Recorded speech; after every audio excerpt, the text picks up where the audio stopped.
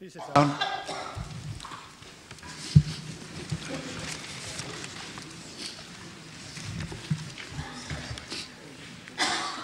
I would like to welcome everyone here this evening to this meeting of Newcastle City Council. Item 1 is apologies. Thank you, Lord Mayor. We've had apologies from councillors Andras, Bell, Sutcliffe, Beecham, Ahad and Leggett. Thank you. Any more apologies? Item 2, minutes. 2A. Does Council agree in the minutes of the meeting of Council held on the 7th of May 2014? Was that agreed? Thank you. Item 2B. Does Council agree in the minutes of the meeting of the annual meeting of Council held on the 10th of June 2014? Thank you. Item 3, official announcements. On behalf of the City Council, I would like to congratulate all those with a Newcastle connection who were included in the Queen's Birthdays Honours List. The Lord Mayor's Summer Garden Party will now be held on Sunday the 27th of July, and all members have been invited to attend. I would be grateful if you could confirm attendance with the Lord Mayor's office so that we know numbers for catering purposes. We have started the annual update of the Statutory Register of Financial and Other Interests, and these have been placed on your seats this evening. Please update your current entry and return it to members' services as soon as possible. And this is something I've just received. We have won a major national prize for our Innovation in Finance submission to the Municipal Journal Achievement Awards.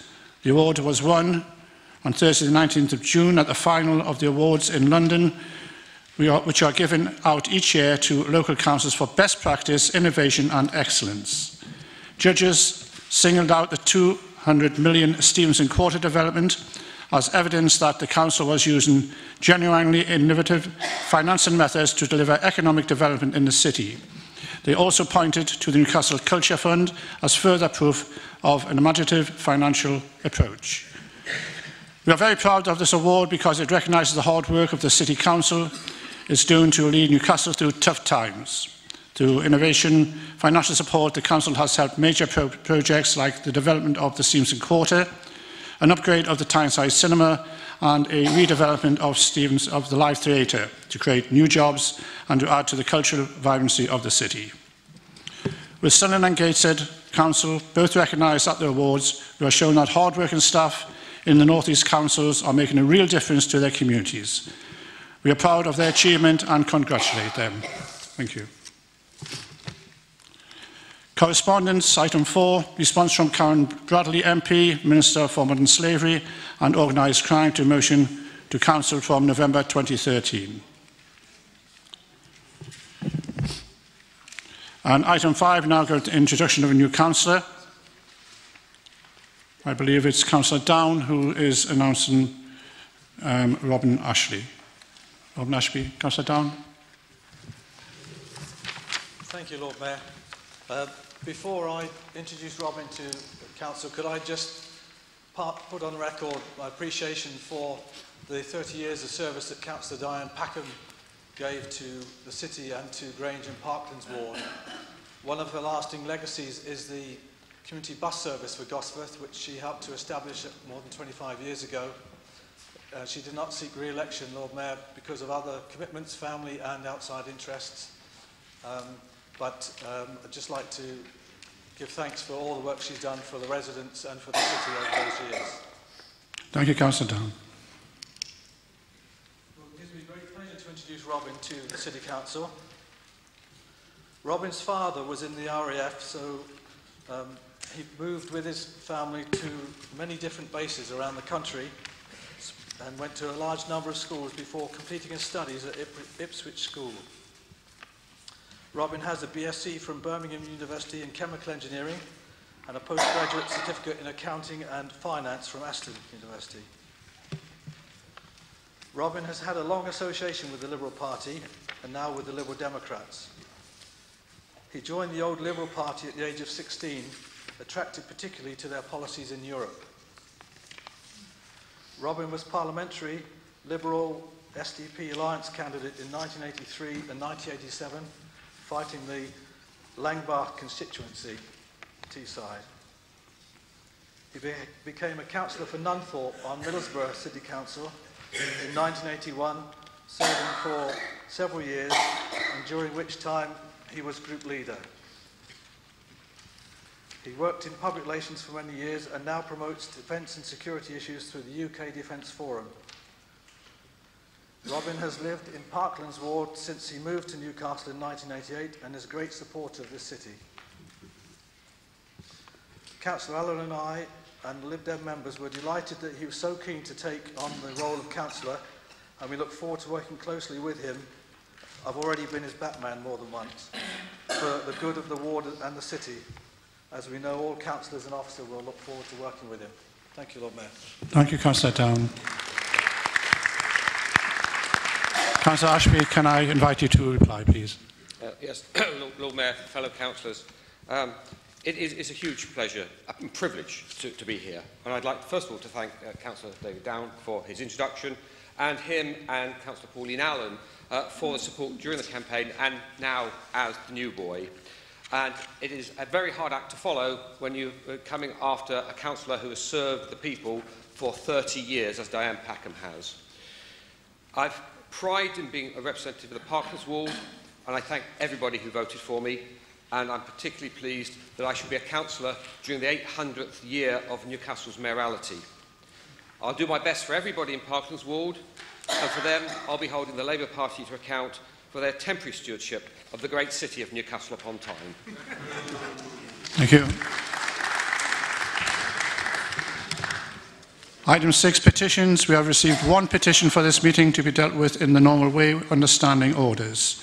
I'll call on Councillor Huddart to present a petition on behalf of residents in Heaton regarding postponing the implementation of communal bins. Councillor Huddart.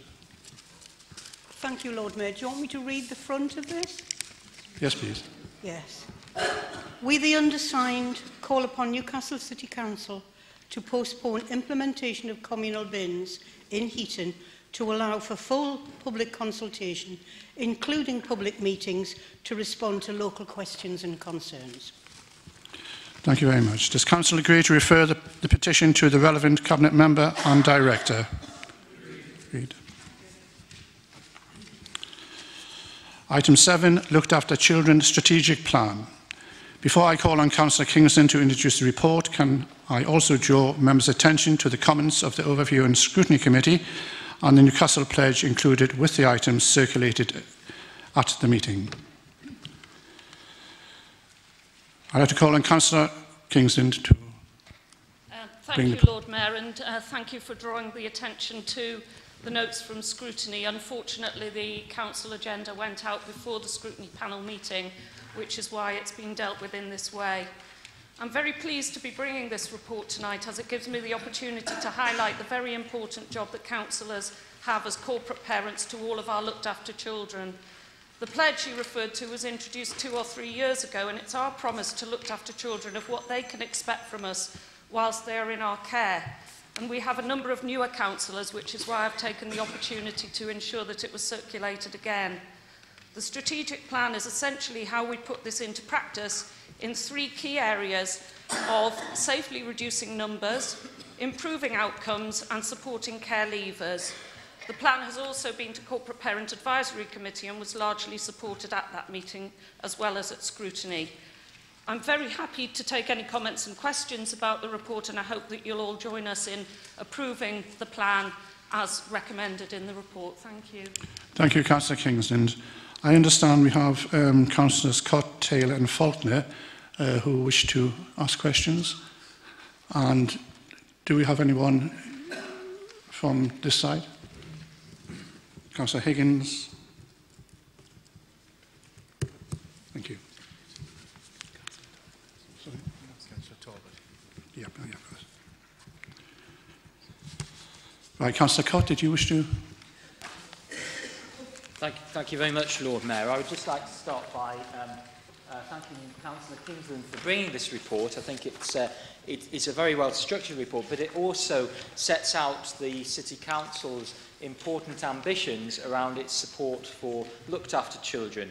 And this is really a very complex area, and as lead opposition spokesperson, I would like to say that I agree with the broad strategy. I think there's quite a lot of cross-party unity around these issues. Now, I think it's really important that we have an appropriate series of measures which actually tackle the issues facing looked-after children themselves while they're in the care of the City Council, but also to actually recognise that we need to introduce preventative strategies, and I think this actually gets the balance quite right. There were a lot of questions asked at scrutiny, which is really good because it shows that there was a lot of interest in the issue, so most of my points I managed to raise there, but I did have one or two additional points that I would like to raise, if that's okay, Lord Mayor. There is one that actually arises from the supplementary agenda, and this was about the impact of the pupil premium on educational outcomes, and this was raised by one of the members at the scrutiny meeting. I'm just wondering, there wasn't a lot of opportunity to talk around this in detail, but this is something which I would like some more information about in terms of exactly how the City Council is looking. I know obviously the money's passported to schools, but it does have some obligation, I think, to make sure that this money is spent wisely. And I wondered exactly what kind of opportunities the lead member has to discuss with schools how they are actually using the pupil premium, because this is a really important corporate parenting responsibility. There were one or two other issues in the report I wanted to raise as well. There was a section, a very interesting section, I thought, about care leavers. There was some information, and I think it's on page 25, the first bullet point on challenges. It talks about the all-party parliamentary group for looked-after children noticing that it was unclear that care leavers were claiming entitlements, and it mentions anecdotal evidence to suggest that this was an issue locally. I'm just wondering whether there's any more definite information that the lead member might have about that. And then there was another little issue that I wanted to raise with her as well, earlier on in the report, I think. Yes, this was on the monitoring of commissioned health services. There was a bullet point which the last two sentences I think are quite relevant. I'll read them out. We need to develop our data management so that we are able to measure the quality of the service and the outcomes for looked after children. This will enable better alignment of health and social care data to inform looked after children's reviews. But it suggested that the outcomes weren't properly measured, and I'm sure that isn't the case, but I wonder whether there's some additional information that could be provided about that. I'll leave it there, Lord Mayor. Thank you, Councillor Cott. Councillor Taylor. Thank you, Lord Mayor. I just wanted to perhaps emphasise a couple of the points I made at overview and scrutiny last week, which was firstly the question that we should perhaps have an annual report on this. It is a really crucial area, and the Council has struggled to meet budget targets, as has been said, and I think an annual report to scrutiny would be helpful. And also I think health scrutiny has an important role to play in looking at the health needs of the children that we look after in the city. The other thing that perhaps I just wanted a bit more information on, again was discussed in overview and scrutiny committee, was the joint working with adult services, really through probably things like the Troubled Families programme, to try and deal with the wider aspects of how children come to be looked after. And I raised the particular case of mothers who have multiple children taken into care, which is anything up to, I think, 16 children from the same mother, which is somewhat horrifying, and there has been good work done in London on dealing with this, but I think it's more the general aspect of the joint work with adult services that I'd be interested in. Thank you. Councillor Nita. Thank you, Lord Mayor. Lord Mayor, I've just had a chance to read the notes from scrutiny, and I just want to point out that in the bullet points there was one obvious one that was missing, which was a comment that was made at committee about no child with putting in a name that no child within our care should be subject to abuse. I do think that it's been missed, not intentionally, but it might be one that might want to be picked up by the Cabinet Member. Thank you. Thank you. Councillor Faulkner. Thank you, Lord Mayor. I thought Councillor Lowe was going to mention the point that came to mind for me, which is that it is very helpful to have this list of topics that were raised at scrutiny, but actually what would be even more helpful to members, I'm sure on both sides, would to have the answers to the questions that were raised. Otherwise it's just a kind of, you know, we haven't closed the loop at all. So maybe, and I was grateful to Councillor Kingsland for what was a very good discussion at scrutiny, but maybe I might just invite her to comment on the two things that I raised, which are listed here but not the responses. The first was, I don't know what other members think, but if you look at page 29, the governance structure for supporting looked after children, it's incredibly complex, isn't it? And we're adding something new. We're adding a looked after children review board to that degree of complexity. So my question really was, where does the new review board fit in? And isn't there a risk that when you have so many bodies that are party to the process of supporting looking after children, that actually you might diffuse responsibility? And we all know from past sad cases where that could potentially lead. So I'd just like a comment on that. And also the bit still on the same document, the same page, where there's a reference to the Children's Trust Board being under review, and it's kind of floating in the ether on this chart here.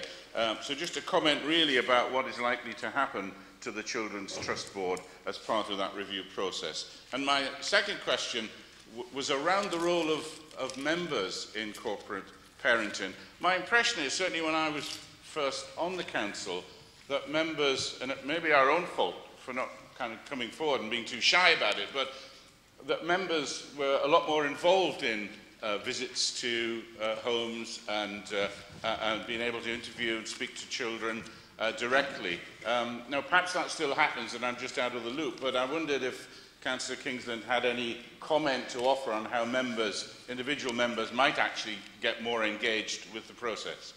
Thank you, Lord Mayor. Thank you, Councillor Faulkner. Councillor Kingsland, are you okay to take more questions? Yes? Councillor Higgins, thank you. Yes, thank you, Lord Mayor. Really, first of all, just to thank the Cabinet Member for what I think is a very well-structured and comprehensive report. And I really just want to take the opportunity, first of all, to express my appreciation of the tremendous work of the frontline social workers who are involved in child protection work. Outside of my work as a councillor, I come into contact with a lot of social workers across the city.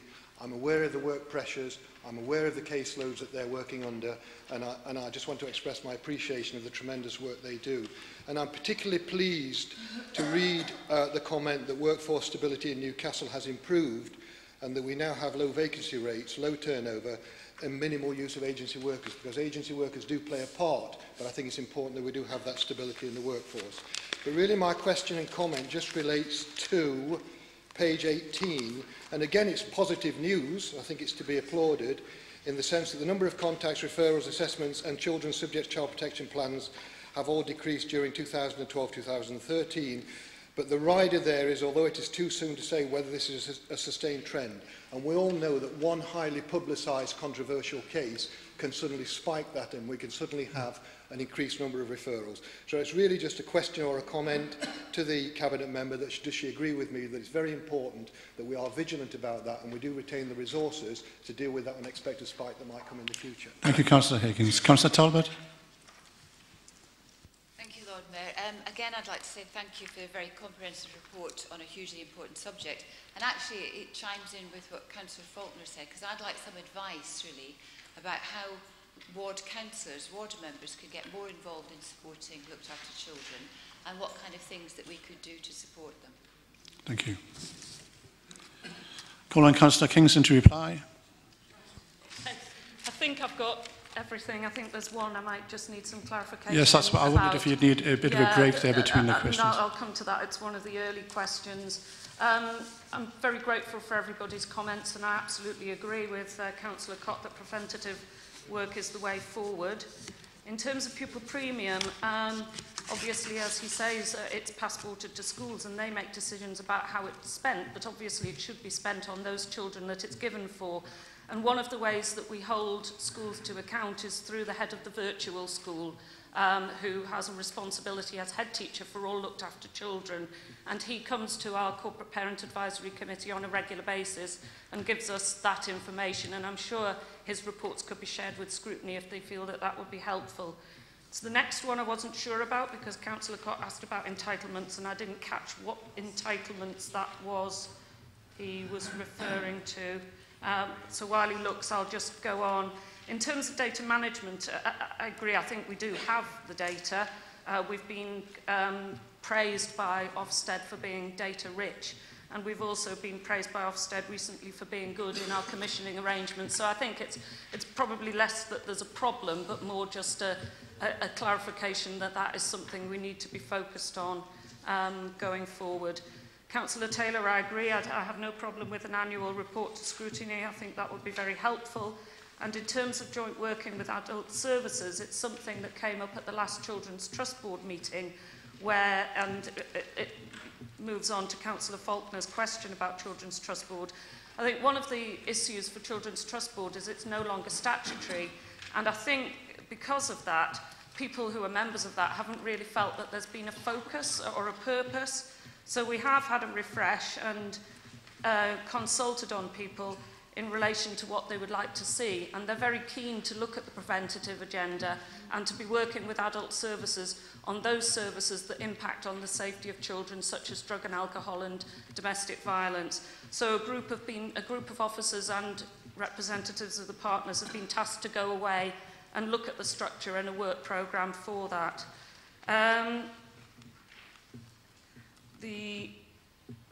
Councillor Lower's comment, yes, yeah, I agree it was missed, but the answer to the question was whether it could be mentioned specifically in the report, and actually it is. If you look at page 17 in the vision, it does specifically say that when children do need to be in our care, they are safe.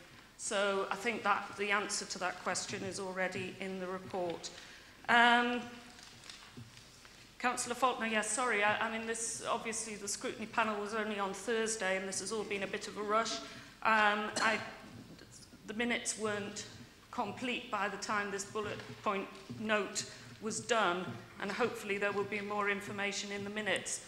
In terms of the governance structure, Mick McCracken did answer that question. It is a new review board, but it actually replaces something else, so it's not adding to the structure, and in a more focused way, so it has a very specific remit which doesn't overlap with the other groups on that chart. Role of corporate parents, I welcome the comments from both Councillor Faulkner and Councillor Talbot because it's something we struggle with. I think Corporate Parent Advisory Committee members are very committed, but others don't really understand what their role might be, and visits have dropped off over the years. One of the things we've tried to do is to ask local ward members to adopt their local children's home, and actually in Fenham Ward that has happened, and Marion has been visiting the children's home. Another idea is those of you in your workplaces, whether you can offer work experience. That might be something that the wider group of members could be engaged with. And any other ideas that people have would be very welcome. And Councillor Higgins, I absolutely agree. The frontline social workers are so valuable to us. And a credit to them is actually we've got a number of young people who are looked after or who have left care who want to be social workers themselves. So that tells you something about their experience. And I think you'll know from budget it is something that we've tried very hard to protect, and I hope we'll continue to do that. And yes, obviously we have to keep an eye on the trend. It can be impacted on very quickly by one large sibling group coming into care. And if we have to keep children safe, we have to keep them safe. So we have to monitor the figures, but often environmental matters outside of our control do have an impact on the numbers. So if you... Yes, what was the... Thank you, Councillor Kingston. Thank you very much for the opportunity to clarify the point. There was actually a couple of issues. One was on page 25 under challenges, the first bullet point. It mentions an inquiry by the All-Party Parliamentary Group for Looked After Children. and care leavers, suggests that care leavers are unclear about their entitlements, which presumably means benefits and other entitlements. And then it goes on later to say anecdotal evidence suggests these issues are also reflected locally, but I wasn't sure in what way, and I was wondering whether you had information about that. And the other issue was a bit further before that, was on page 23, last bullet point before item 3, which was about existing monitoring of commissioned health services tends to focus on the measuring process. And I was concerned that it implied that the focus was on measuring the process as opposed to outcomes, but I'm quite sure that isn't the intention of what was said there, but it was just for some clarification. Thank you very much, Lord Mayor. I think you're right on the latter point, but I'd have to ask one of the officers to respond to you on that.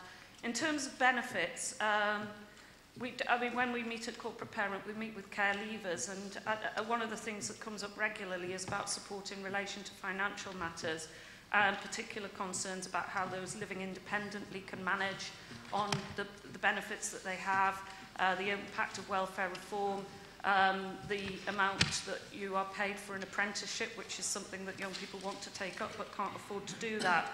And so, yes, anecdotally, we're told by young people that this is an issue for them. But I do know that our welfare rights team have been working very, very closely with the leaving care team to support young people in leaving care, and have had a great many successes, as that team have overall, in raising the amount of benefits that come into the city. And in fact, there is a report coming to next corporate parent from Neil Munslow, specifically in relation to that matter. Thank you, Councillor Kingsland. Very detailed answers to very detailed questions. Does Council agree to receive the report? Item 8, questions by members. We have received 3 questions marked for written reply. These, together with the responses, have been circulated and also displayed in the foyer. Item 9, appointments. Are the appointments agreed as set out? Item 10, notice of motion, local retail vitality. I will call on Councillor Stone to move the motion, seconded by Councillor Gallagher. Councillor Stone. Thank you, Lord Mayor. We often talk in this chamber about health and well-being and about sustainable communities. The hearts of our local communities and neighbourhoods are often our high streets and local shops.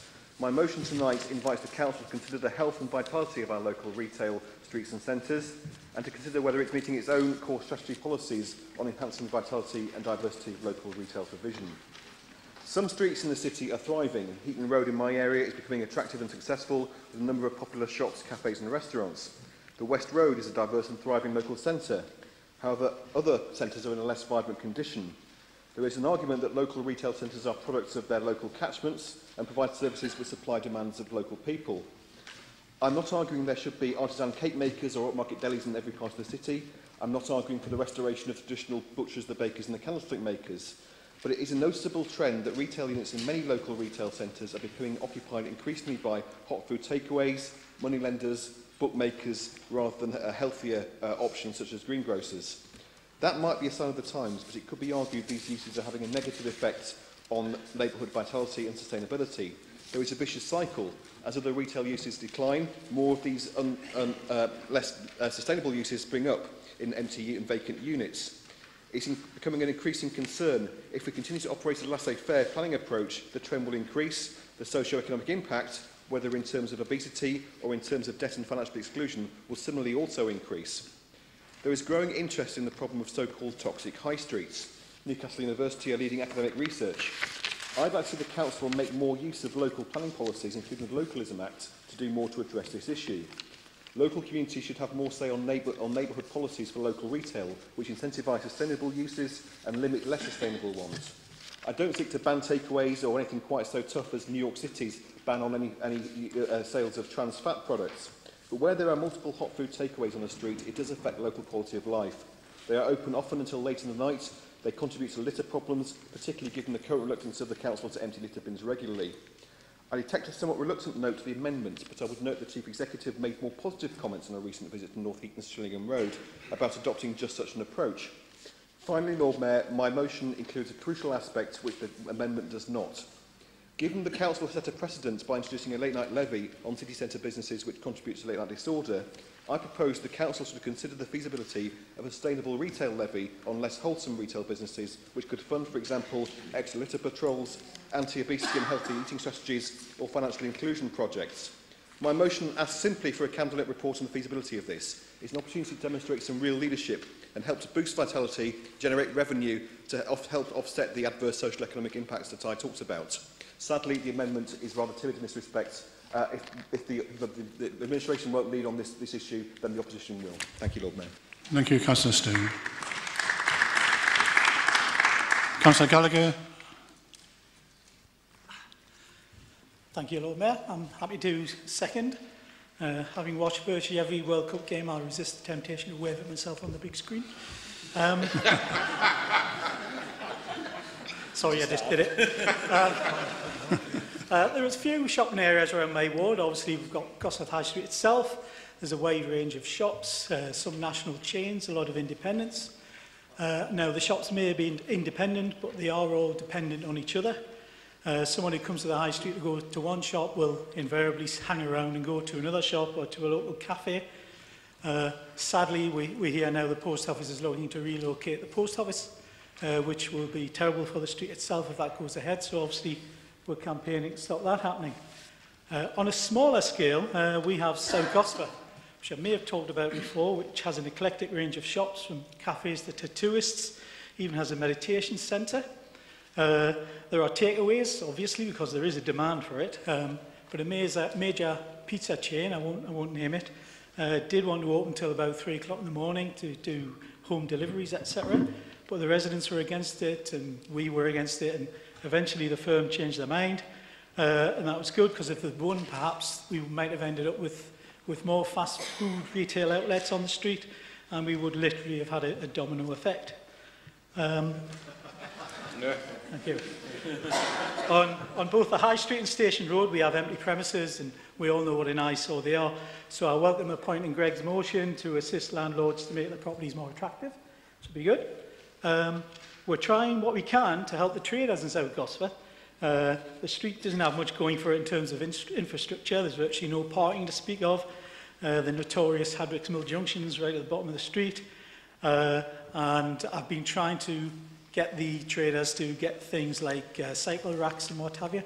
Perhaps if we get the much heralded remodelling of the Hadricks Mill Junction, it'll be good for cyclists, and we can attract cyclists along and attract cycling families. Perhaps if the Council accepts this motion, the Cabinet would like to consider how cycling could make a contribution to attracting people to our shopping areas. We're working with the Newcastle Business Forums, who do a great job, to do what they can to help the South Gosforth traders. I know colleagues on both sides have been working with them with similar initiatives in Heaton, I know.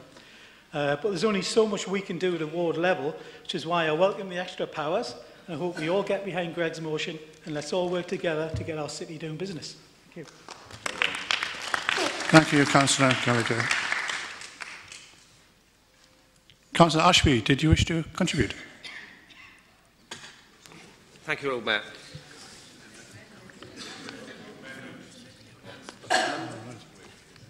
I'm sorry, we have an amendment being moved. So I now call on Councillor McCarthy to move an amendment, seconded by Councillor Johnson. Thank you very much, Lord Mayor. I'd first of all like to thank Councillor Stone for bringing this motion forward, because the issues that are included in this are really crucial across the city. You know, we have seen a proliferation, exactly as described here, about hot food takeaways and money lending. And like colleagues across the council chamber, I've also asked questions about what can we do to prevent that, you know, when you have too many of a similar thing, and particularly where it's around bookmakers and money lenders. You know, I'm really concerned about the impact that has in local communities. So I think, you know, thank you very much for bringing this along. It is a really important issue. And I think this, the original motion and our amendment stresses the importance of these small businesses in our local economy. They do support residents and contribute more broadly to the city. They pay business rates, they make bigger contributions then that, because they're very important, they provide jobs for people in local areas. All of those things are really important. And I do think, in reiterating the motion, that does improve and maintain the health and vitality of local centres and local communities. And the reality of the Localism Act is, yes, we've been given more powers, and we are indeed taking those up through our local plan, because actually we've got to have them written down and agreed, and as colleagues know, we're going through that process now. But the coalition government has relaxed planning laws in favour of developers and developments. Some changes of use, for instance, no longer require planning permission. We don't even need to necessarily be told about them.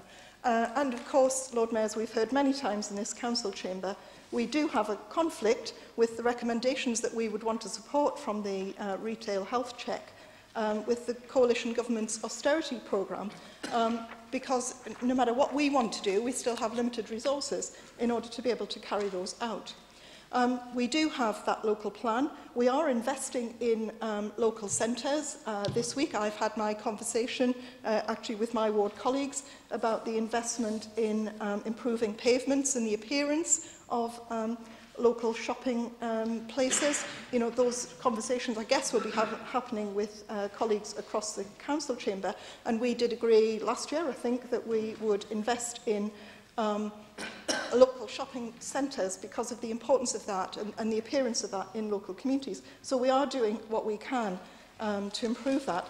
And as the motion says, Lord Mayor, we have introduced local economic development officers who are working with those local businesses to try and support them and improve the opportunities for extending that. I mean, I think it's right to say we don't want to have empty premises across the city.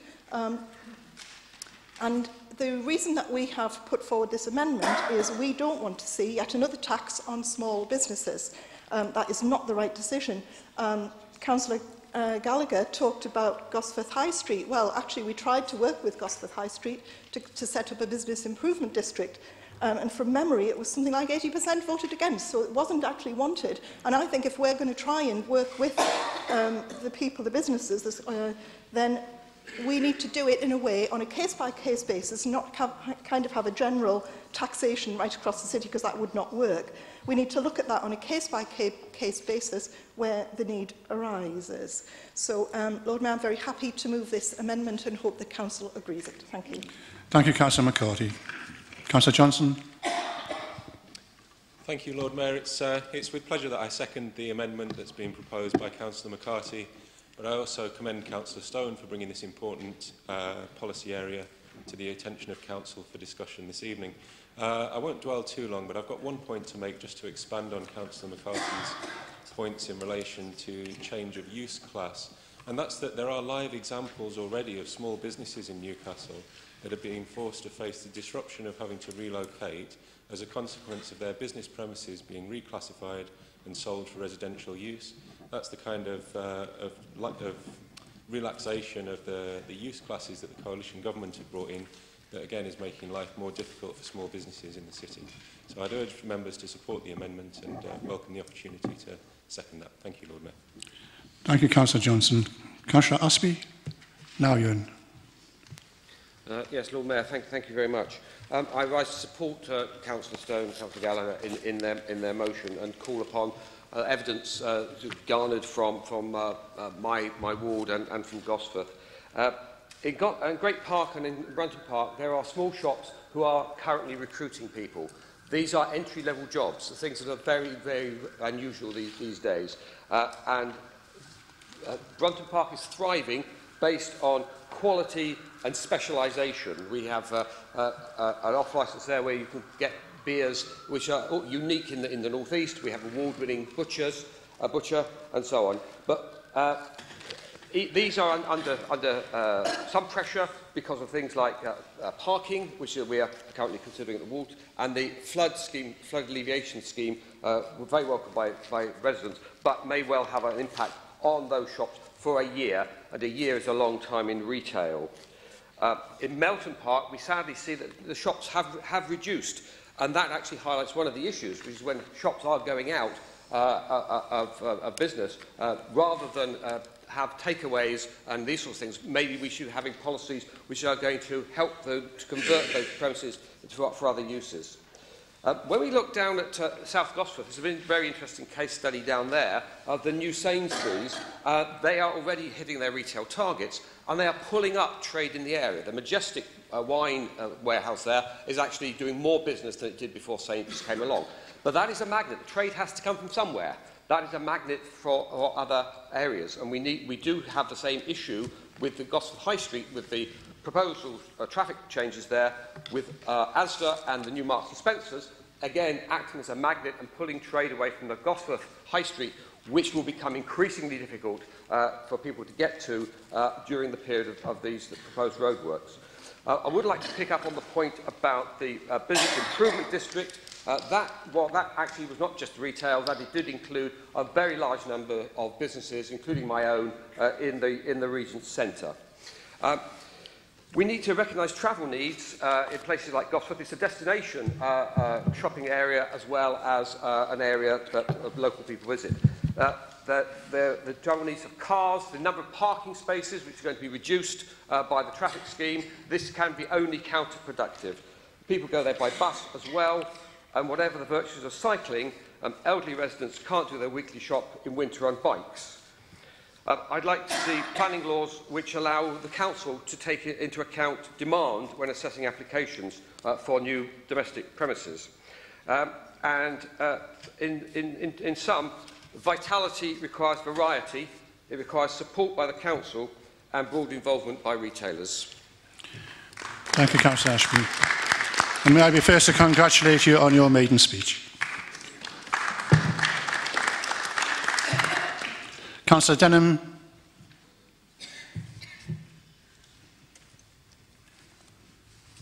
Thank you, Lord Mayor. I wish to make a short contribution to this discussion. Colleagues will be surprised, and this is actually a keeper, but for the first time, and on this very narrow point, I actually welcome Councillor Stone's view on the importance of preserving local retail.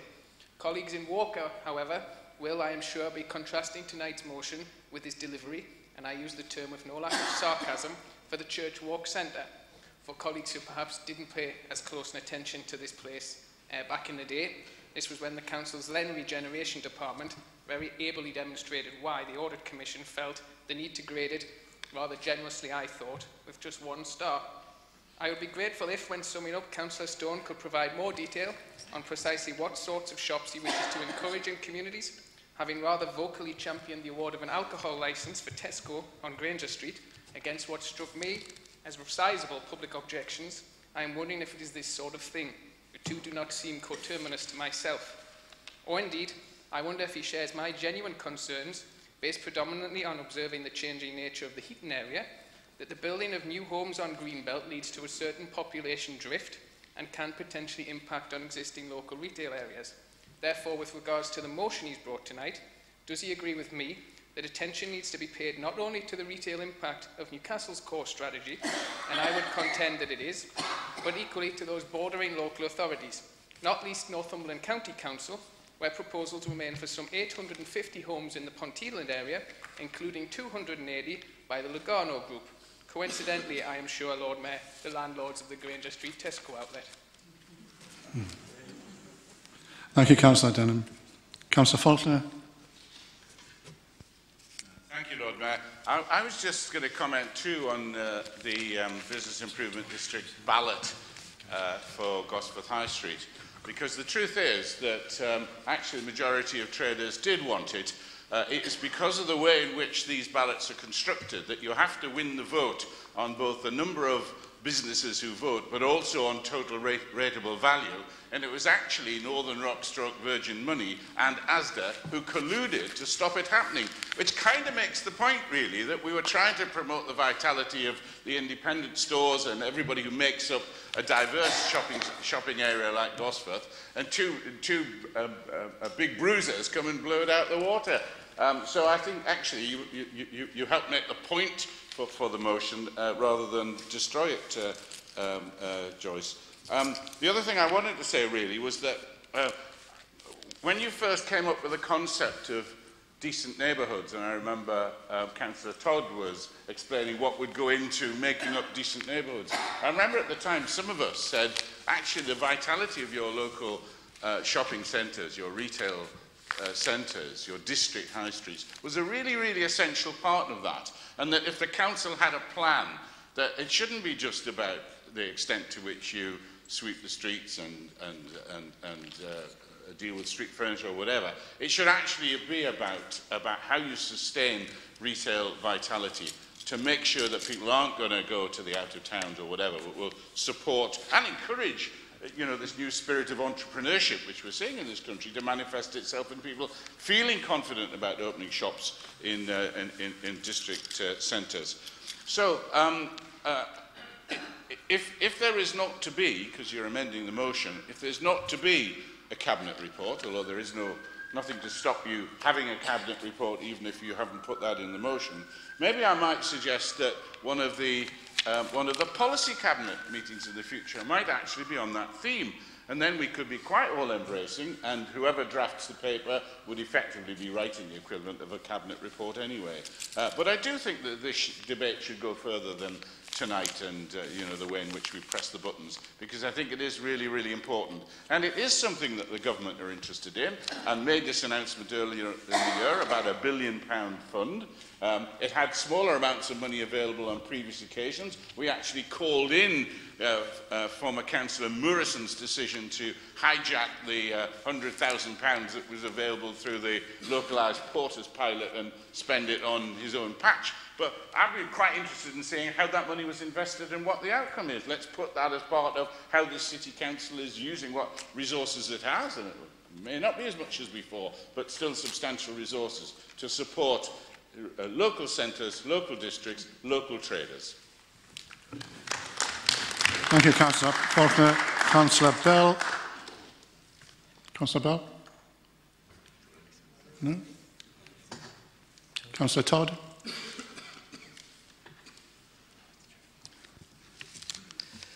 Thank you, Lord Mayor. I've probably helped Councillor Faulkner out a little bit in terms of understanding the commitment. One of the first things we did, certainly in my role as Deputy Cabinet Member for Neighbourhoods, was we agreed to vary the highways maintenance budget for a period in order to focus attention on improvements to some retail centres locally around the cities. That could be pavement repairs, access repairs, frontage repairs, and that programme is going ahead. So that's something we did, but which wasn't done before. I just wanted to follow Councillor Denham in inserting just a little bit of legitimate toxicity into the debate, in case we all run away with the idea that somehow we're all on the same side.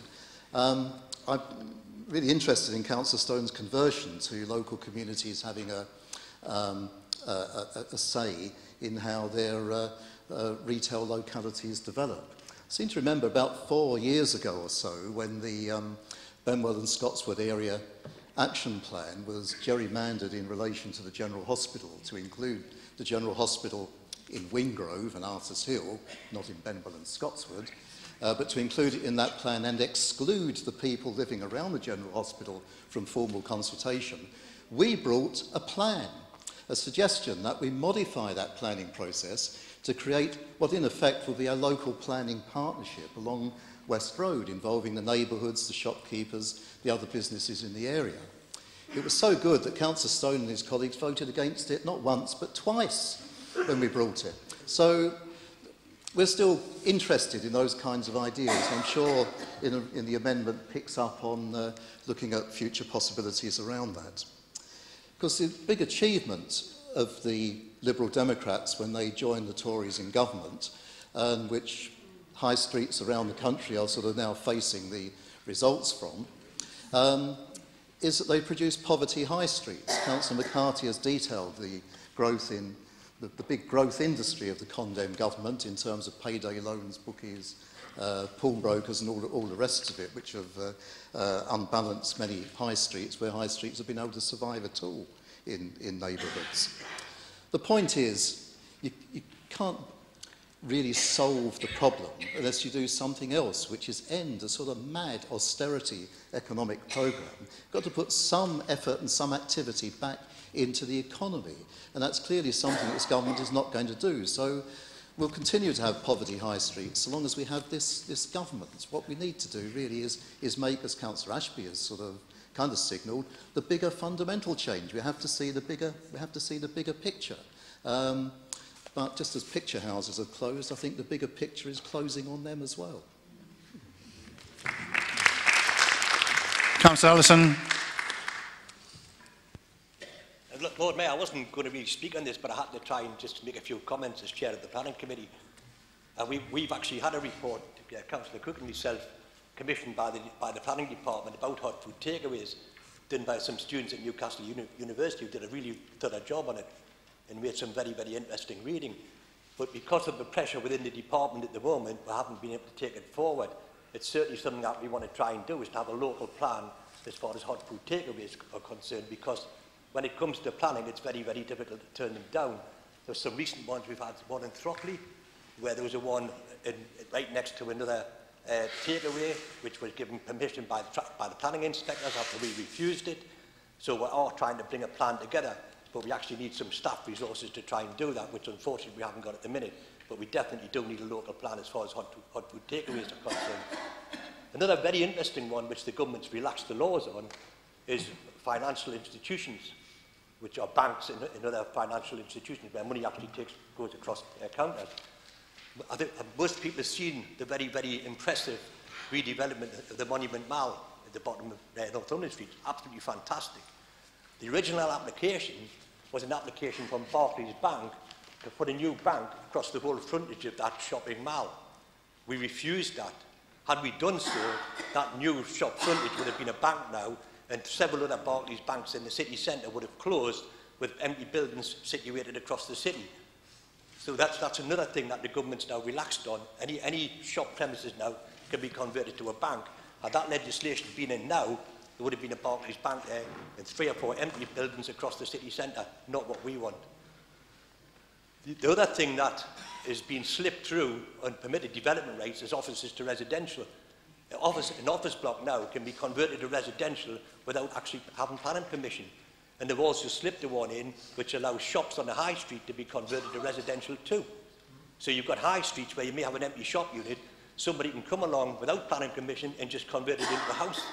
That's not bringing vitality back to shopping centres like Shields Road, and I've heard quite a lot about Gosford. We've got major issues in all shopping centres across the city. Shields Road's a classic. It's, we put a lot of money into it years and years ago. It's still, suffering, as most shopping centres are, with hot food takeaways, etc. We do need a policy, but we need more resources to try and look at the policies that came back from these students to try and get them implemented. But this government hasn't certainly helped with permitted development rates, not helping the planners or the planning committee to stop some of these things happening. Thank you, Councillor Harrison. I now call on Councillor Stone to reply. Thank you, Lord Mayor. I welcome the contributions to debate from Councillor Johnston and Councillor Gallagher. I particularly welcome Councillor Allison's comments regarding the need for a policy on hot food takeaways, and I would like to applaud Councillor Ashby on his maiden speech. I'm sure we'll be hearing much more from him in due course. Councillor McCarthy has given partial support. I think it's slightly unfortunate and misleading to conflate this with the Business Improvement District approach and to try and portray my proposal as a tax on small businesses, although that is, of course, exactly what they have imposed themselves on small businesses in the city centre via that levy, particularly hurting the kinds of small, vibrant and diverse bars and entertainment venues that we would want to flourish in the city centre. Despite this, I would suggest that if there are obstacles or problems with seeking to impose a levy on more damaging uses like the takeaways, the moneylenders and so on, I'm sure that cabinet reports that I suggested will be able to reflect those and report back on those. Perhaps it might instead be a useful topic for a policy cabinet. I offer that suggestion. I don't know what will come out of it. Not much comes out of policy cabinets on other topics that Councillor Forbes likes to pronounce upon, but still. Councillor Todd talked about the Benwell and Scots Direction Plan. Actually, I have some sympathy from him on this point. I was like him, rather sceptical about the approach that the planning officers at the time adopted on that. It did seem to me to be rather incongruous that the General Hospital site was included within the Benwell and Scottswood Area Action Plan rather than another area action plan for another part of the area. I did have a lengthy discussion with officers about that at the time. The professional advice to planning officers at the time was that that would be a more sensible approach to take that particular course to allow for the General Hospital site, which as we have waited to see for some time, some development on that site could have been used to lever and to cross-fund regeneration activity in the Benwell Scottswood area. So it was rather a strange decision. He has a point in raising it. I did have some of those similar concerns at the time. Councillor Denham, finally, has asked me about the shops I want to see in Newcastle. I tell you what I don't want to see, Councillor Denham, that is empty and boarded up shops, empty in prominent retail streets like Grange Street and the city centre. And more to the point, neither do the representatives of the North East Chamber of Commerce, who raised the concern with me about the business friendliness of the City Council in my capacity as the opposition spokesman on enterprise. And I stand by having raised that with the appropriate officers of the City Council.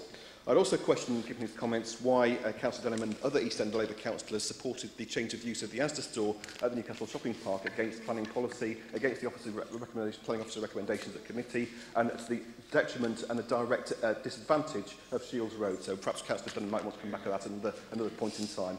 I think this is a useful debate nevertheless. I think there have been some interesting points made in it, but I would like to see a little bit more done, a little bit more urgency on this issue, and I hope that the Council and the Cabinet can take that away and do that. Thank you. Thank you. We now come to Council to vote on the amendment. Main vote. Need to ring the bell.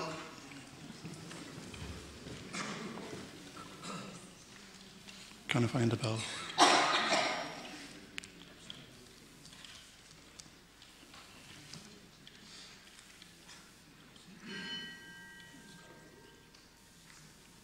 Okay, so the amendment is carried. We now need to vote on the motion as amended.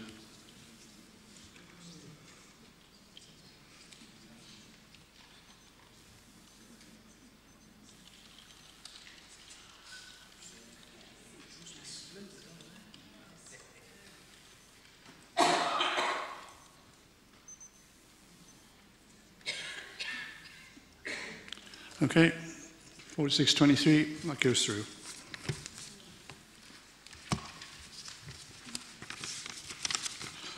On to item 11, notice of motion, waste disposal programmes. I will call on Councillor Huddett to move the motion, seconded by Councillor Taylor. Councillor Huddett. Thank you, Lord Mayor, for the opportunity to bring this motion before the Council. I have brought it for several reasons. The first being that somebody somewhere in this council made a very high-handed decision to impose communal bins on some 10,000 households without consultation.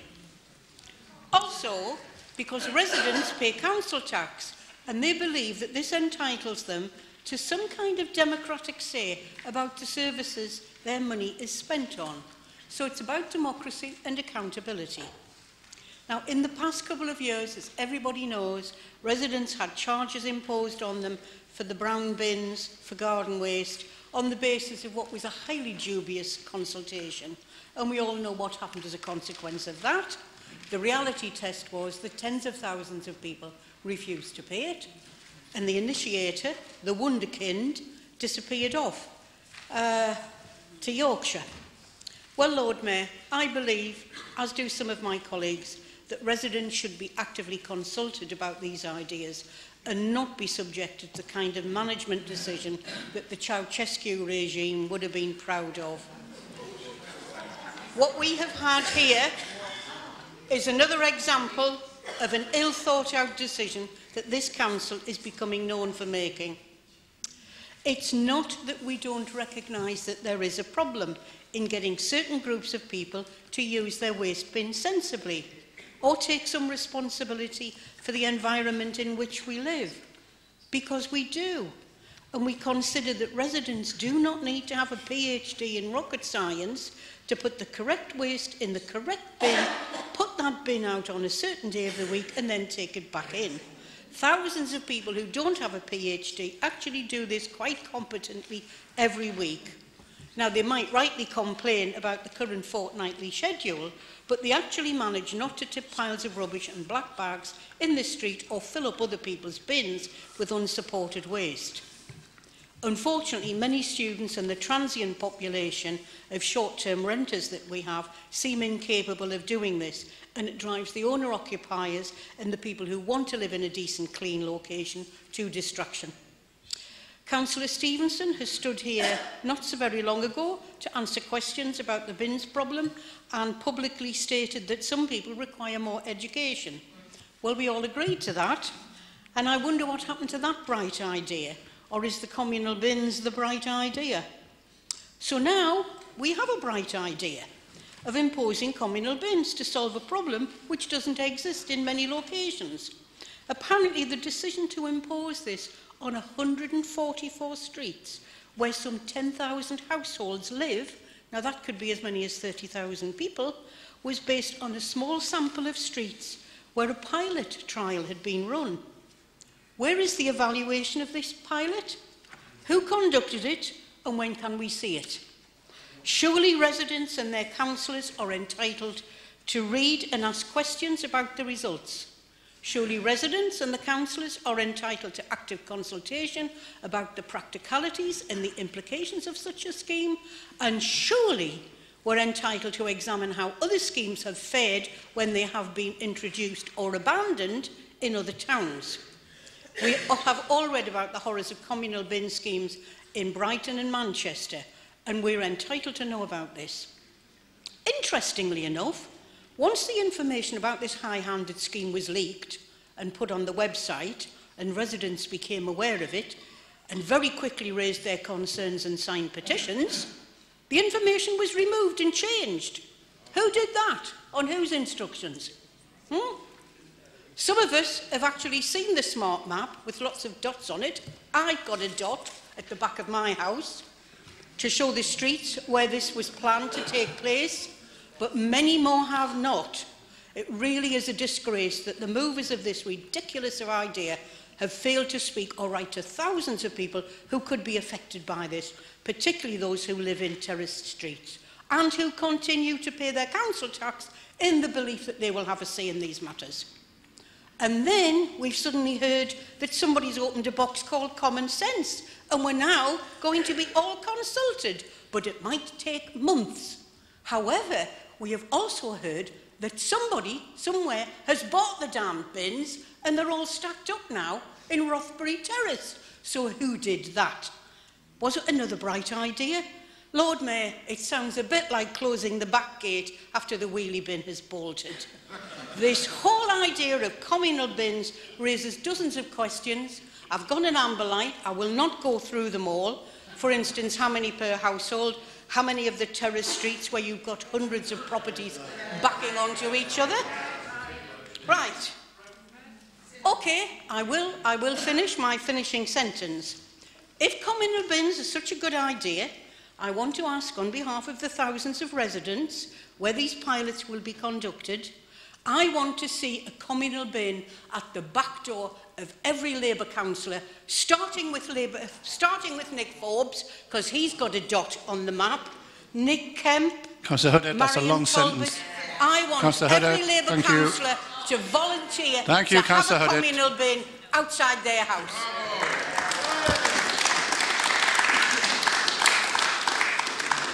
Councillor Taylor. Thank you, Lord Mayor.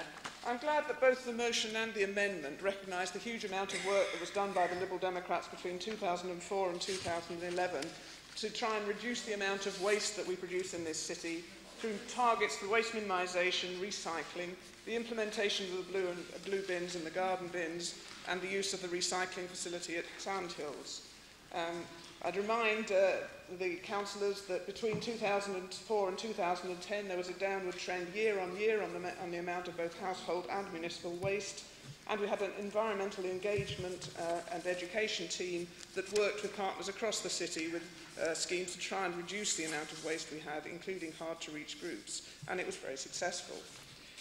It's interesting in the amendment, the year chosen for comparison, 2010, happens to be the year that the Ellington composting facility was closed for refurbishment, meaning that there was a temporary reduction in recycling performance. The figure was actually 46% the year before, and I think would have been even higher if that hadn't happened. But to go on to the rest of the motion, the question we're answering today is why communal bins are being introduced with so little consultation. It's not that we're against communal bins per se. For residents who want them, that's a fine solution. But what seems to have happened is that the successful pilot has been turned into a cost-saving exercise, with properties being identified across the city before any consultation takes place. And it's interesting that the motion says that changes will only be brought in after consultation with residents. It doesn't say that they actually have to agree with them. So how many residents have to agree? How many are going to be listened to?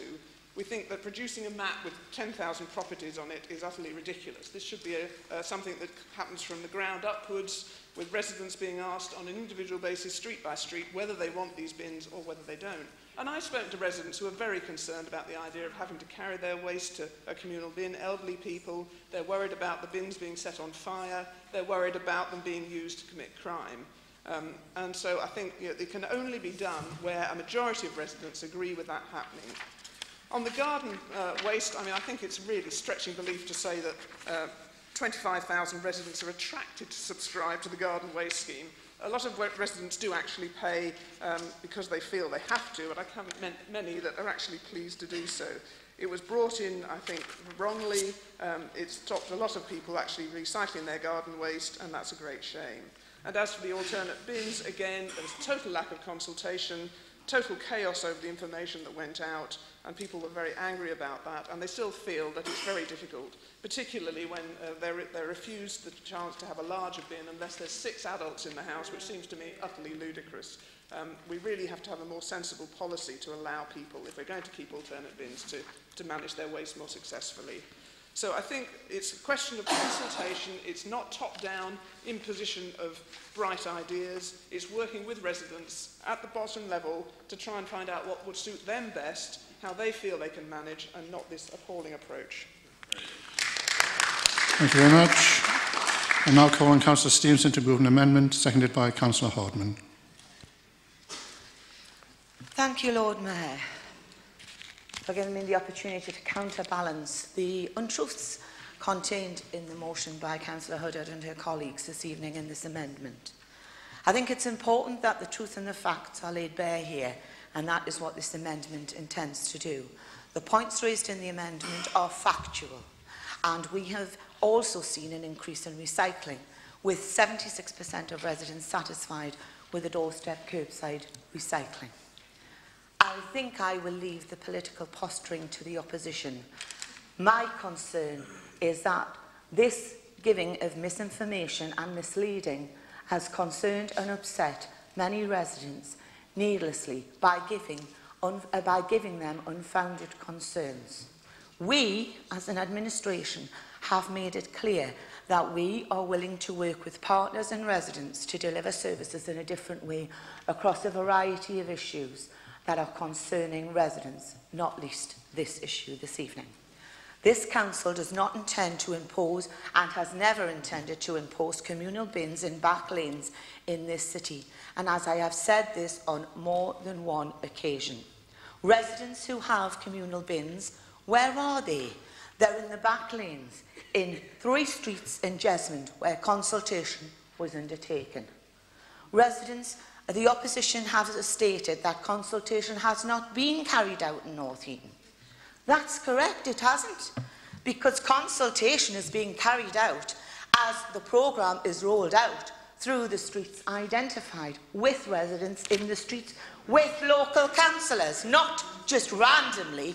No one has ever said that consultation would not be carried out. I've never stood here and said that, and I don't think any of my colleagues have. Communal bins have been proposed to deal with the issues of large numbers of bins and waste left in back lanes, and in response to residents' concerns and members in a number of the areas identified that has been identified so far. These are areas identified where these issues or have been or could be of concern because they're in back lanes. We have never stated that consultation, as I've said, would not take place with residents or members concerned or affected. What may work in one area may not in another, and the trial has proved to be a success in this way, done in conjunction with residents in South Jesmond, as I've alluded to. We will continue to work to encourage positive behaviour change, and we will continue to improve recycling rates, reducing the city's carbon footprint.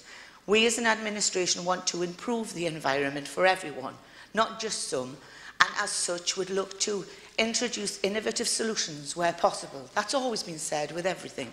We want to work with local residents to improve cleanliness of streets and back lanes. And I am surprised that Councillor Huddard alluded not knowing anything about these measures. As the capital funding had been agreed by Cabinet over a year ago, this was also agreed through Procurement Committee and debated heavily on in March of this year. So, therefore, I can only conclude that some budget papers are, if not any, read by the opposition. In addition, the brown bin charges, as alluded to in the motion, that's in the budget paper stating that the hold of £20 for waste, garden waste would be held for 3 years, black and white, written down. So do they not read them? I would suggest that the opposition, instead of posturing and frightening and concerning needlessly residents, would follow the lead of this administration in seeking to deliver services in innovative ways, working with partners and residents to seek solutions. We must remember it is this condemned coalition government, of which you are a part, that is putting Newcastle City Council under enormous financial pressures. Your government refused to support us when we put a bid in for to the Waste Fund to allow us to continue with weekly collections. You did not support us. I therefore urge some honesty, some reality and some truth in this very emotive issue. We have never said we will not consult. We have never said it would be imposed on anyone in back lanes. I urge you to support the recommendation and so move. Thank you, Lord. Thank you, Councillor Stevenson. Councillor Hardman. I second the motion, the amendment, and I reserve the right to speak. Thank you. I call on Councillor Kane. Thank you, Lord Mayor. The situation in the back lanes has been a problem in Ousbourne for as long as I can remember, certainly from before when I was elected. We have tried various ways of dealing with it. One of the interesting things about what Councillor Stevenson has just said is she has accused us of frightening residents. Well, I'd like to rewind back to 2006-2007 when the Labour Party were putting out leaflets in Ousbourne Ward about alternative weekly collection, showing pictures of rats and maggots crawling all over streets and listing the wonderful diseases like leptospirosis that residents would catch if anybody ever brought in alternative weekly collection. 1 year into their leadership of the council, they bring it in without any consultation. You had to read your calendar very carefully, your new bin calendar, if you got one, and many didn't, to see that the system had changed. It was absolutely appalling. It made a bad situation worse. Now, the communal bin scheme was sold to Ousbourne councillors as a solution to the particular problem of having a large number of HMOs in streets. And we agreed to try it initially in a number of streets and see if it could be got right. But it is clear from the amendment, from the way it is written, that this is now turned into a money-saving scheme, not a scheme to improve the situation in the back lanes. We are very concerned about the lack of consultation. The two Lib Dem councillors and the Labour councillor have put information in their political leaflets about the proposed changes, but to date there has been nothing to residents that's been written down, apart from the first roads to get it have received a legal order asking, setting out that there will be changes to waste collection facilities. That's not consultation, that's a legal order. So people are having to respond to that. It's causing huge amounts of confusion, huge amounts of concern, and fundamentally, bin collections are one of the basic primary roles of the council is to collect and take away people's waste. For many people, it is their sole interaction with the council, and you mess with people's bins at their peril. And what we're asking for here is proper consultation, meaningful consultation with residents, and not what's happened so far. Thank you, Lord. Thank you, Councillor Kane. Councillor Cook. Thank you, Lord Mayor. I think this is a very important motion, and it is one of the most frequent and fraught issues brought to us in our ward as elected members of traders, organisations and residents. And we work really hard with officers who I think do an incredible job in a hard time to actually bring about change. I support the amendment to the motion for the following reasons. First, I think the motion was a bit of a shame, really. It was just much more an indulgence, attacking, a generalised attack, not on what was actually offered, but just attacking anybody that felt like. It didn't make any really useful sort of points. It also doesn't reflect the experience we have as elected members in the ward I represent. The imposition of charges for garden waste is seen as fair and popular, as many people in the ward I represent feel that a lot of people were benefiting from the service of garden waste free, when they actually, most people weren't benefiting from it. And just a point about the outcry on communal bins. I'm sorry, I have an enduring image in my head of Councillor Stoddart leading the outcry in the Tedesco-type governance that we're giving.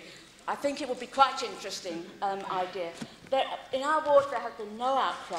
There have been really serious debates on communal bins, on what is right, how we can make a difference to the ward.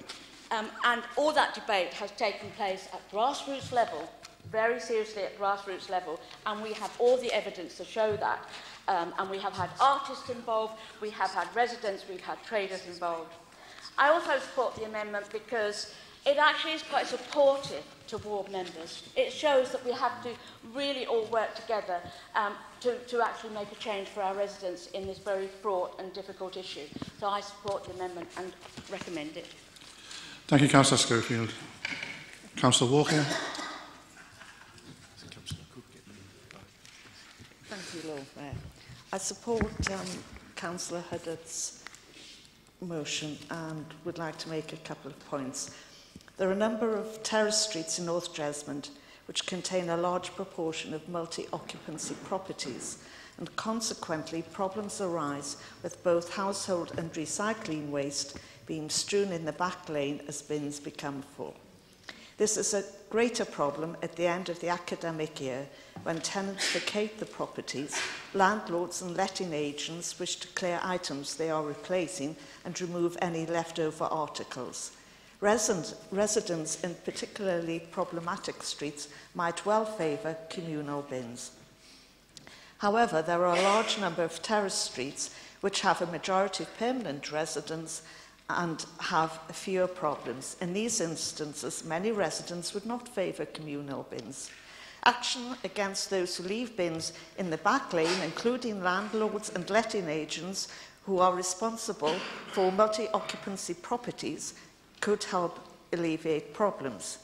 Communal bins will not solve the problem of bags of rubbish being dumped in back lanes. If a bin is full, people will not take the rubbish back home. It's obvious they will leave it. It is imperative that a full and open consultation takes place with all residents of streets where the possible introduction of communal bins is being considered. How long will the consultation be undertaken? How will the consultation be undertaken? How long will the consultation period last? How long after the results of the consultation would the scheme be implemented in streets where residents were in favour? What is proposed for those residents who could not take their rubbish to a communal bin? What if a resident insists on retaining their existing bins and refuses to use the communal ones?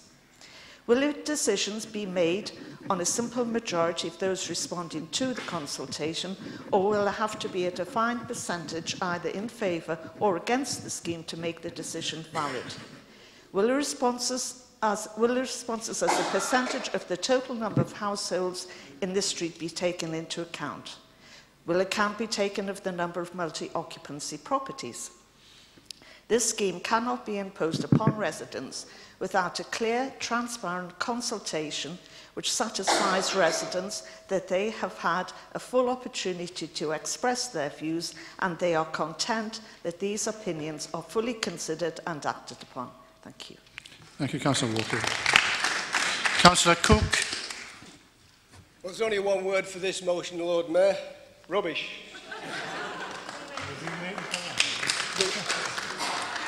The amendment draws attention to the garden waste scheme being available only in a minority of wards. It actually goes further than that. The scheme was available in parts of Leamington, but the part of Leamington it wasn't available in was the actual very leafiest part of it, which didn't make any sense at all. In the bullet point above, the issue is made of the charge, and I think I've quoted this figure here before. There are something like 110,000 residences in Newcastle. 40,000 of them don't even have a garden. And in that circumstance, I think it's perfectly reasonable to make a charge for the garden waste collection service. Thank you. Councillor Mendelson. I've got my own personal microphone now. Yes. Okay. One step nearer the seat. Yes. Very good. First of all, as a South Jesmond councillor, I want to support the amendment and actually address some of the issues that have come up in the debate. I've lived in a Jesmond street with a back lane for many, many years, and the bins have always been a problem in the back lane. Bins being lost, bins blowing away, sometimes people can't find their bin, and I know that many different solutions have been tried. In case one time they took the bins away, and the next day they weren't there. So that was a real problem. Other things have been tried, and we know that, talking to the officers, that over the years there has been. So this problem has been going on for years. Since becoming a councillor 2 years ago, I have to say we have more correspondence, emails, calls about the state of the back lanes than anything else. And it isn't just this time of year. It is bad. I acknowledge what Councillor Walker is saying. But it's throughout the year there are issues around the bins. And we have a whole photographic gallery of back lanes where the bins problems are. People email us them all the time. So it was clear, and I mean Councillor Harden coming in and then myself, that we had to try a different approach to resolving this. One of the solutions was mentioned was communal bins. But we wanted to test it and try it out, and we had a pilot. We talked to all the residents of the pilot streets beforehand, we monitored it very closely, the officers went out and talked to everybody, and during the scheme there was monitoring was done, we talked to residents afterwards. And the pilot, on the whole, the residents felt this was positive.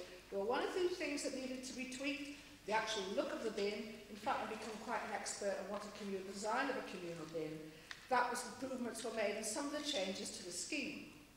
Finally, I'd just like to say that lack of consultation is something I really don't recognise, and maybe because that's the way we do things in South Jesmond, but we've had a number of consultation meetings in all 4 areas of the ward. All residents have been invited to attend the meetings, and in fact we had one last night, we've had one over a number of weeks. And what is coming clear from these meetings is that people recognise there is a real problem with the back lane in Jesmond. And it's not just with the HMOs, there's other areas where there's longer term residents. And these problems predate the fortnightly collections. They go back quite a long way. People are very keen to have more opportunities for recycling. That's really becoming clear as well. And they're very keen to play a role in developing solutions. And I would say that was all the meetings, to keep back lanes litter free, and in some cases to play their part in encouraging other residents to do this. And many do see communal bins as a solution in some back lanes, and as a means of increasing recycling and improving flexibility to meet changing demands. So those are the points I would like to make. Communal bins aren't always appropriate, but I think what's come out of it is the willingness of residents to get involved. And when you do involve residents, so we insisted on this consultation. We insisted that all residents had the opportunity to get involved. And yes, there have been some people concerned about the bins, but as many residents have acknowledged the solution, acknowledged the problem, and want to take an active part in the solution. And I think that in itself has played a long way to changing environmental behaviour. So for us, it's been a positive experience, and we want to just progress with that and endorse colleagues to do the same in their wards. Talk to residents. You'll find an awful lot of ideas coming from them. Thank you, Councillor Mendelson. Councillor Higgins.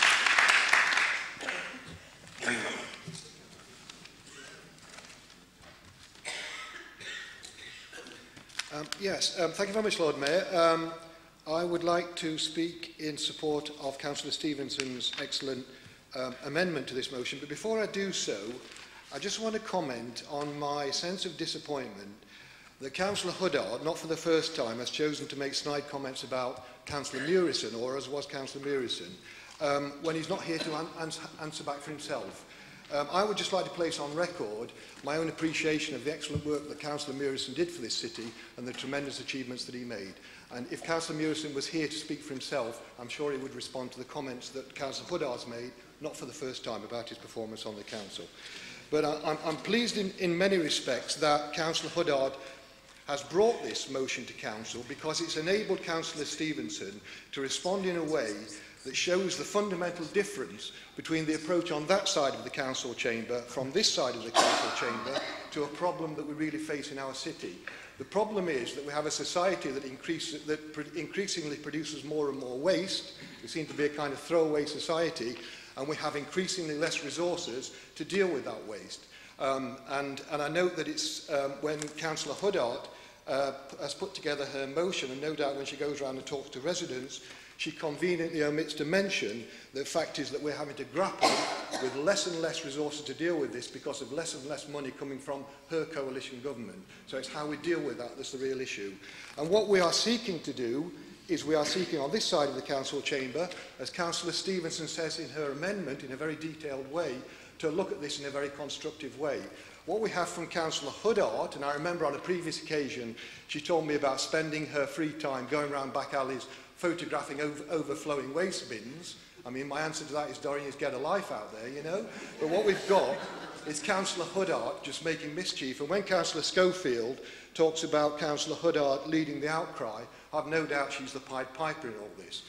So what we've really got to do, and I think Councillor Mendelson has talked in very detailed fashion about the things happening in her ward, and we face similar challenges in High Cross in my ward, is we're sitting down, we're explaining the situation to people, we're talking to people, and we're rallying the support of the community. It's important to do that. So I suggest to Councillor Huddard that instead of going out there, stirring up trouble, stirring up unrest, in the same way that Councillor Mendelson and her colleagues are doing, sit down, talk to people, sit down and explain to people, and let's all work together to bring about the improvements that we all require for our city.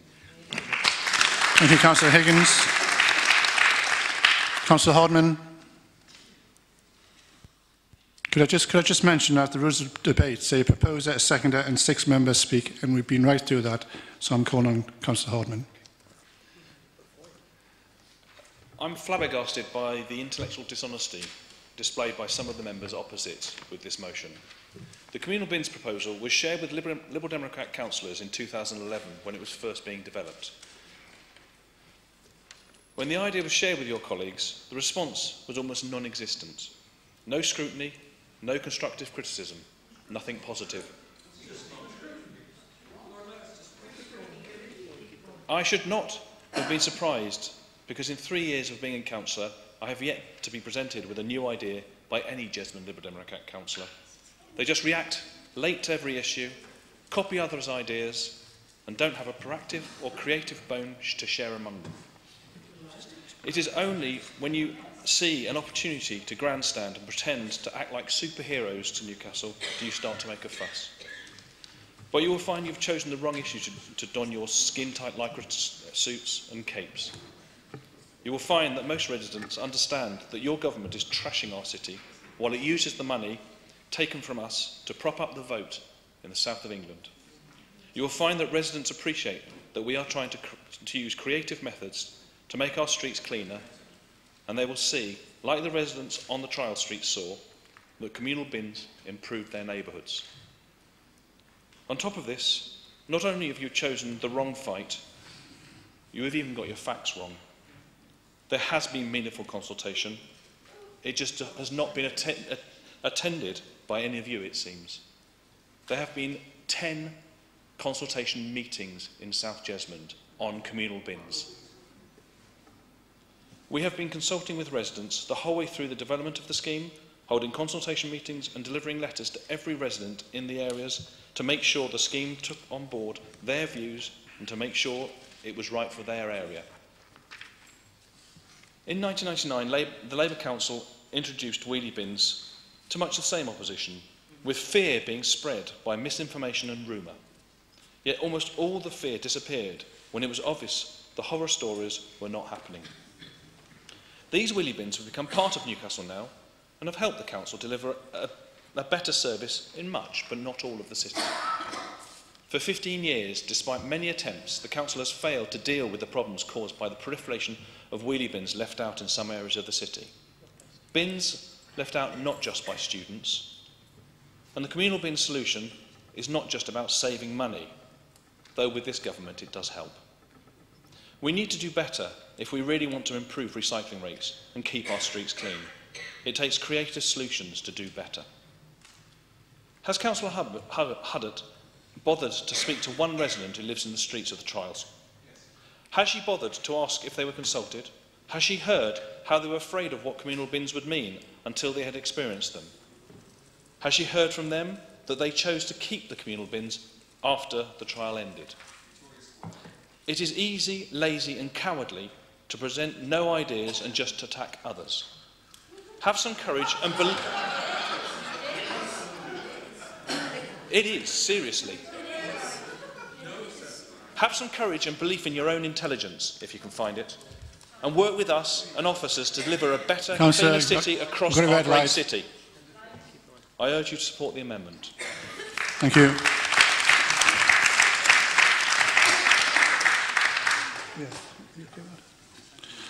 I now call on Councillor Huddart to reply. Thank you, Lord Mayor. I thought there was some more to speak. Right. What do I say to that? I find it quite interesting that some members opposite have decided to attack me and not actually talk about the issue. Councillor Higgins, once again, I didn't hear you mention the dustbins at all. And I make no apologies for discussing a wunderkind. I didn't say him by name. I'm sure there are lots on the Labour benches. What have we had here? We've had Councillor Stevenson saying that these would only be introduced where there are or might be problems. So why are a lot of the streets on this dotty list in areas where people take their bins in, they keep those streets clean, they actually have community and family events in those back lanes? And there's never been a problem of black bags and rubbish lying around because people look after it. So why are they included in this? We've been accused of posturing. What a joke. What an absolute joke. Let me just quote here. The success in introducing alternate weekly collections, not in my ward, and not on our doorsteps. And then people say, and then you say, there's an outcry from residents at the disproportionate and swinging cuts.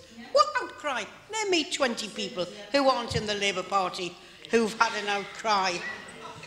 And you talk about the success of the communal bins in Jesmond. Well, we have the pictures, and there is conflicting information about that as well. Also, Lord Mayor, we've had references to your government. Well, it is the government of the UK, and it's the government the people chose. It's no more my government than anybody else's government. It is the government that the people chose, right? It is hard to understand, Lord Mayor, what the motive is or the criteria is for communal bins, and I'm willing to listen to anything on this. Is it about improving recycling? Is it to keep the place tidy? If it is, then show us the evidence. Show the residents the evidence. I think the motive for wanting to impose this clearly has a financial motive. And I don't think that the residents of Newcastle will be very happy about having this imposed. They certainly will not in my ward. Thank you. Thank you. Councillor Huddart.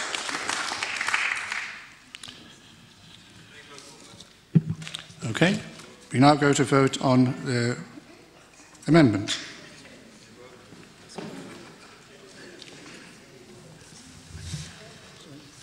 Ring a bell, please. Have you been on your feet? Yep.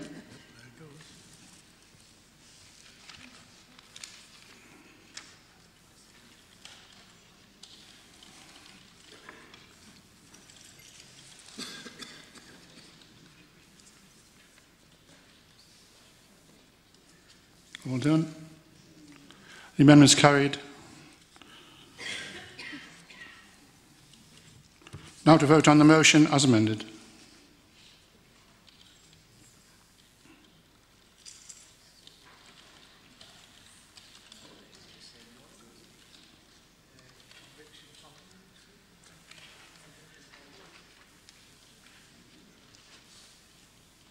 Okay, that's carried. Item 12, notice of motion, child poverty. I will call on Councillor McCarthy to move the motion, seconded by Councillor Cott. This is a cross-party motion. Nice way to finish the evening. We hope, Lord Mayor. So maybe I'll get the politics of the government out of the way first, because unfortunately child poverty has got worse since the current government were in place.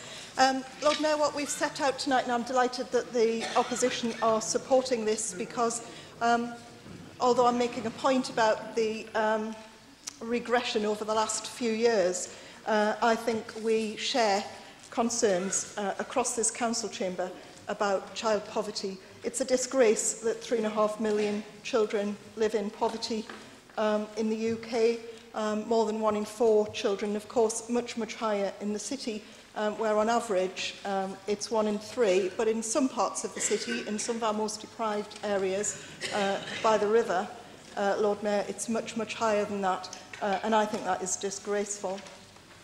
One of the challenges we have, of course, is that work is meant to help that situation so that families can help themselves, if you like, out of poverty. But the truth is that 66% of those people who are those children who are growing up in poverty are actually in a family where at least one of them works. So actually in those situations, work doesn't pay. We know about the impact of child poverty.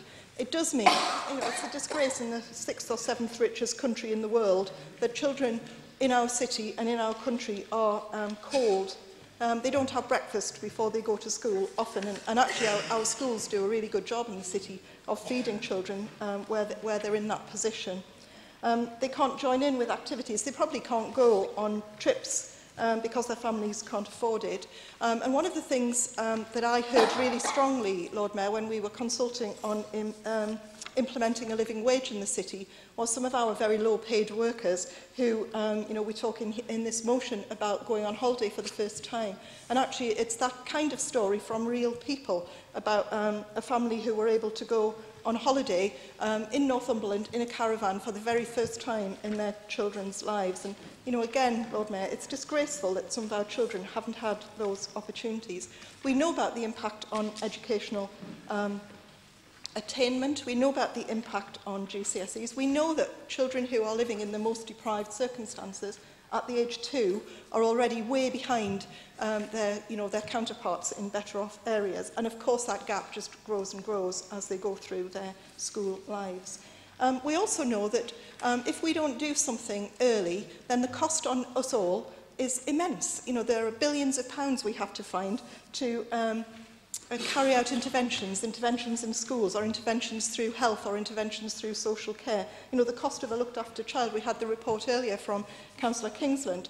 The cost of a looked after child to us is much greater than it would have been had we been able to intervene and support that family at an early stage. So, very sadly, Lord Mayor, child poverty is growing, and the projection for 2020 is just mind-blowing, really. We are doing, as a local authority, what we can to mitigate child poverty, by things like the Newcastle living wage, and our commitment to promote living wage with other businesses across the city. There was a report produced last week by the National Living Wage Commission, and the Archbishop of York was promoting the living wage across the country as a really important contributor to addressing issues of child poverty. And indeed, the North East Child Poverty Commission talk about the living wage and the importance of that in helping to mitigate some of those concerns and trying to address that. And I guess one of our jobs still is to promote the living wage to other employers. It's excellent that we've got a number of employers who've made that commitment, but we still have a long way to go. We are trying to do our best around things like introducing the bursary once the government abolished the National Education Maintenance Allowance, and schools and the council working together have managed to maintain that. And I think, again, that's an important contribution to families who otherwise wouldn't be able to afford to allow their children to stay on beyond the age of 16.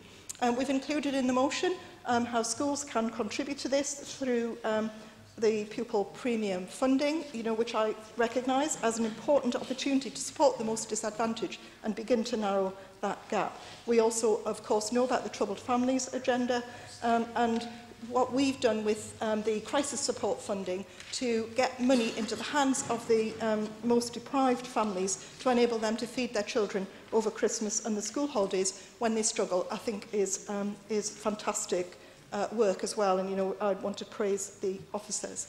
I think we obviously need more than we can do. We need more support nationally if we're going to try and address this. So I think, Lord Mayor, it is timely for us to write to the government and share those concerns. Thank you, Lord Mayor. Thank you, Councillor McCarthy. Councillor Codd. Thank you very much, Lord Mayor, and thank you very much, Councillor McCarthy, for allowing me to second your motion. It says a lot about this Council's commitment to child poverty and also your personal commitment in terms of your portfolio work. So I am very grateful to that, and I know for that, and my colleagues are as well. Child poverty, let's make no mistake, is one of the biggest scourges on society. It has a major impact on the future of this country for the reasons you've made very clear. The impact it has on children and their ability to get a good start in life is quite phenomenal. And you mentioned in the motion itself the figures around how many children in Newcastle live in child poverty. I remember when I was portfolio holder, there were some neighbourhoods, I think it's still the same, where over 70% of children live in poverty, and I think that is absolutely appalling. And, for someone like myself who represents a fairly affluent ward, just to walk, half a mile away, you're in a very deprived area. And I think, these extremes are things that we need to be dealing with. And Newcastle, of course, has a very good reputation in terms of what it has done. When I was portfolio holder, we were a beacon for tackling child poverty, and that has been sustained. And I know that Newcastle is still held up as an authority which is doing a lot of good work. Various points are raised in the report about some of that work, that ongoing work, which is really important. And it is important that we highlight this to the central government because, as Councillor McCarthy said, child poverty is increasing. The government cannot afford to take its eye off the ball, and we locally cannot afford to take our eye off the ball. We all need to be working together to actually make a difference. Now, of course, it's quite timely, this motion, for a number of reasons, as well as the ones that are stated, in that the government is actually in the process of consulting on a strategy on child poverty for 2014 to 17, and a number of the things that it has mentioned are really quite significant, I think, in terms of some of the measures that may make a difference. I'm not going to go through all of them. But one of the things, I think, which is really quite significant was mentioned by Councillor McCarthy, and that was the issue around the pupil premium for 2-year-olds, which I think will benefit children in this city, particularly for the reasons that you stated, which are in relation to that early help that's needed, because we know they're already falling behind by that stage. So there are various measures there. Another thing I just wanted to raise, just because I can see the light, is that there's actually been a lot of responses. The Joseph Rowntree Foundation raised some interesting points about child poverty in relation to the government's strategy and the areas that it wishes to focus on. And it's quite interesting, a number of the things that were mentioned are actually things that are actually being done in Newcastle. And the emphasis in particular, I think, on the local dimension, getting local partners to work is really important. The other thing I'll mention just to finish, Lord Mayor, if this is okay, is there is actually a measure of persistent child poverty which the government is looking at the moment. And this is a target. The government proposes to set a persistent child poverty target of below 7% of children living in a household in relative low income for at least 3 years out of 4 years between now and 2020. And I know there's a consultation going on about that. We haven't got time to go into the detail of all of this today, but I'm just wondering whether it might be possible to have a cross-party response, and maybe we could send something in as a response to this, because I think persistent child poverty is one of the critical issues we need to deal with if we're ever going to see child poverty shrinking as an issue in society. It's looking at those most difficult cases, and we certainly need to do that. Sorry to have gone over my time, Lord Mayor. Thank you. I'm sure that can be arranged, Councillor Cott. Thank you. Councillor Riley. Thank you, Lord Mayor. The fact that 1 in 4 children are living in poverty in this country in the 21st century is shocking. The fact that in Newcastle it's even worse is a disgrace. And the fact that under this coalition government it continues to get worse is, as far as I'm concerned, scandalous.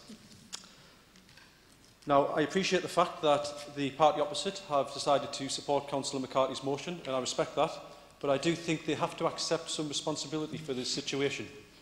We cannot forget that it was the party opposite, as part of the coalition government, that introduced the dreaded bedroom tax, which intentionally affects the most vulnerable families in the country. It was the party opposite, as part of the coalition government, which has imposed disproportionate cuts on Newcastle, which again affects us all, but particularly the most vulnerable families. And we must not forget that it was the party opposite that has presided over a real terms wage reduction, which affects vulnerable families. Now, all these things contribute to child poverty. Now, as a teacher, in a few weeks' time, I am looking forward to my summer holidays. It means I will have more time to go into the local community and continue to serve the good people of Blakelaw and Newcastle. However, for some of my students, it's not the same story. What might be difficult for people to understand in this chamber is that some of my students cry when the holidays approach, because they simply do not know if they're going to have enough food because of child poverty.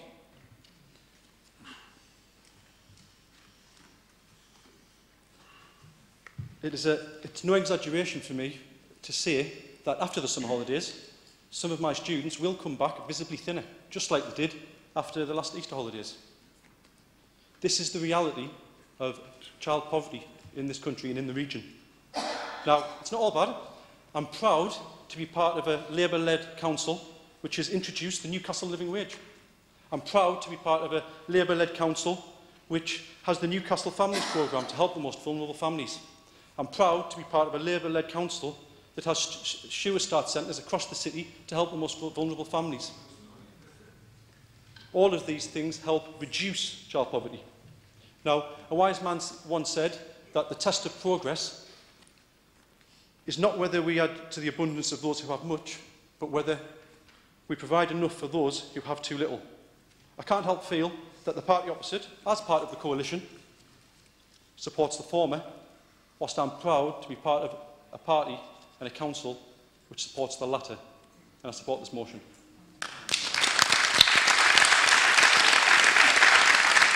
Thank you, Councillor Riley, and may I be the first to congratulate you on what was a very moving maiden speech. Councillor Huddart. Councillor Huddart. Thank you, Lord Mayor. I just want to mention a couple of things in connection with this. As members will know, apart from going around taking pictures of dustbins, I have an ongoing interest in the Western Balkans. And this morning I was talking to people from the Western Balkans about child poverty. which is actually much higher in those countries than it is here. And although 24% is quite worrying for us, it is less than the EU average. One of the questions they were asking me this morning was how we managed with street children, i.e. children who live on the street and sell cigarettes to make a living. And they didn't believe that we didn't have children working on the streets selling cigarettes and cheap magazines. And the majority of those are from Roma, which are the biggest ethnic minority group, as people will probably know, in Europe. One of the things that is of concern to me is how we define poverty. And up till now, we've used the below 60% median. And I am increasingly of the opinion that using that 60% median is getting less helpful. Because if you less than 60% median in Sweden is more than the average income in Romania. So they are comparative. In actual fact, in the past few years, the number of children living in poverty, that is material deprivation, fuel poverty, financial poverty, has actually gone down, and that's because the median has gone down. The numbers have gone down from something like 26 million to 24. That's why I think changing the definition of poverty will be helpful. If I can just quote some of the ideas, because this is an area that I've worked in, where a family is in a workless household, they have continual debt problems, they're in poor housing or troubled areas, they're in an unstable family environment or chaotic household, they attend a failing school, they have parents without the skills they need to get on, or parents who have got bad health. We all know that throwing money and resources at children isn't quite enough. Targeting, like we've done with the Troubled Families programme, has been much better and has had much better outcomes, because we've all dealt with the chaotic kinds of families, and it's not the children's fault, it is invariably the parents' fault that they are suffering like this. That once we get the redefinition, and that the government has brought out a consultation document on this, I think we'll find that we'll move along with that. Thank you. Councillor Solidos. Thank you, Lord Mayor. I regret that some people on the opposite side of the chamber have chosen to turn this into an attack on the government, rather than reflecting the fact that both sides of this chamber are actually in support of this motion and reflecting the importance of this issue. But since that seems to have been the case, I thought I'd point out a few inaccuracies from the other side. That's a polite word, inaccuracy. Things like the bedroom tax haven't been invented by this current government, when everyone knows, apart from people opposite, that it was brought in by Labour for private tenants. I think we need to have some honesty on that particular issue. Can I point out some of the things that the government have done to tackle child poverty, apart from some of the things mentioned by my colleague Councillor Cott? The pupil premium is an obvious one. The Troubled Families Initiative, which has actually been extremely successful in its intervention across the country in helping to tackle child poverty, which is something which the previous government never really had the bottle to try and actually decisively intervene in individual families and put substantial resources behind that initiative, and it has been very successful. So there are things going on. I mean, even substantial increases in the minimum wage, whilst not quite moving towards the living wage, which I think a lot of us in this chamber would support, are actually helping as well, and trying to ensure that things like the 0 hours contracts, as we've seen in the news recently, are far fairer to people and don't end up being disadvantaging people on those contracts too much. So there has been a lot of measures brought in by the government. Child poverty has gone up and down under every government, including the previous government. They don't exactly have a golden record on that. It went down overall, but very much up and down. And every government and every political party, I believe, has a duty to try and tackle this serious problem for society. And that's why I'm really pleased to see this joint approach, and hope that it can actually be done in a positive rather than a sniping, aggressively negative way, whilst recognising that every government has to do better on this issue. Thank you, Lord Mayor. Thank you. Councillor Strether. Thank you, Lord Mayor. I'm very pleased that Councillor McCarthy has brought this resolution and is going to write to the government to tell her about the extent of poverty in our city. And I'm also pleased that we've got cross-party support. Councillor Court mentioned there was a consultation on the government's new child poverty strategy up to 2017. In fact, that ended on the 22nd of May. And a couple of weeks ago, they brought out their child poverty strategy. It still falls short, a long way short of what is needed.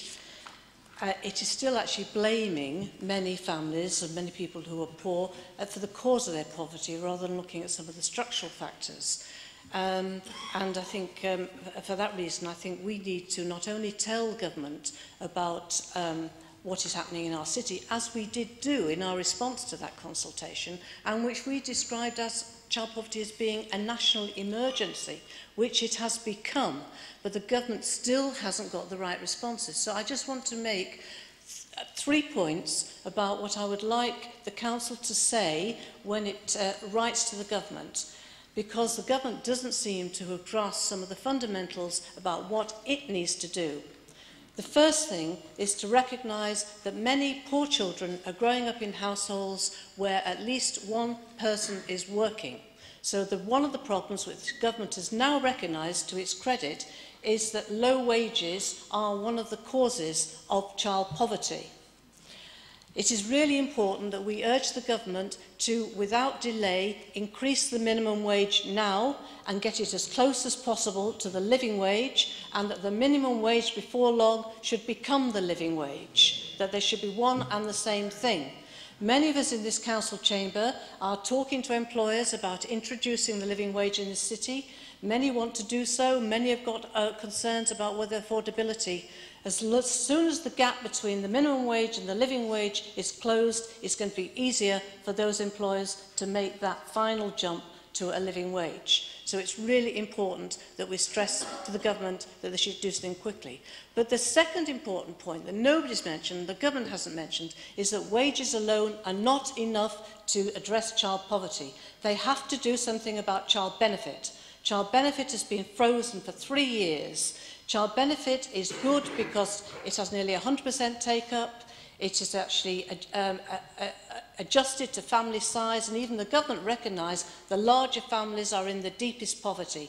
And actually, because it's disregarded for other means-tested benefits, it's a floor on which people can build. They don't get it taken into account when they earn more money. So the child benefit, as well as a minimum, ultimately a living wage, absolutely important. And my third and final point is to refer back to the discussion we had at a couple of council meetings ago about the government's intention to take away from the DWP the emergency welfare scheme, which has enabled this council, amongst many, to provide emergency support to families in dire poverty.